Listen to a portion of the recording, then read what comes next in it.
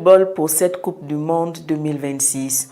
On attendait un festival de l'Espagne pour son entrée en lice, mais l'Aurora a buté sur un mur.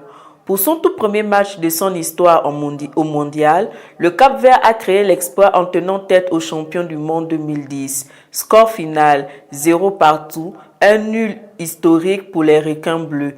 Ce n'est pas la seule surprise de la journée.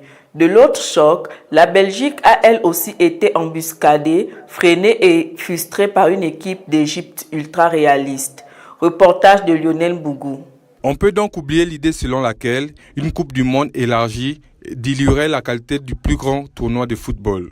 Le Cap-Vert, qui faisait ses débuts en Coupe du Monde, a créé la surprise en tenant en échec l'Espagne, grande favorite lors d'un match nul-nul lundi. Cela signifie tout pour notre pays, a déclaré l'entraîneur du Cap-Vert, Pedro Brito. Nous avons toujours dit que nous voulions que tout le monde voie notre pays, notre équipe, et nous avons fait preuve d'organisation et de courage. C'est la preuve de ce qui caractérise notre pays, la résilience et la volonté de surmonter les difficultés. L'Espagne, championne d'Europe, est l'une des favorites pour remporter le tournoi, était donnée à moins 1200 pour battre le Cap-Vert. Mais elle n'a pas réussi à trouver la faille face à un gardien de but de 40 ans et une défense tenace qui a su répondre à toutes les attaques des superstars espagnols. Même le sensationnel adolescent Lamine Yamal, entré en jeu en deuxième mi-temps, n'a pas pu renverser la situation dans un match qui s'est terminé par des célébrations endiablées et émouvantes dans le stade. Le gardien vétéran Vozina a fondu en larmes après le coup de sifflet final, après avoir réalisé une performance impressionnante pour tenir l'Espagne à distance.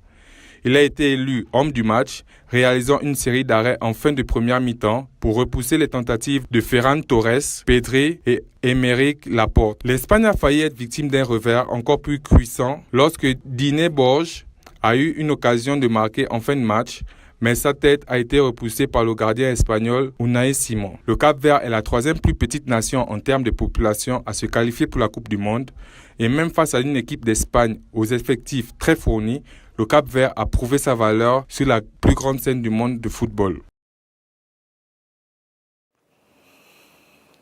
Avant de refaire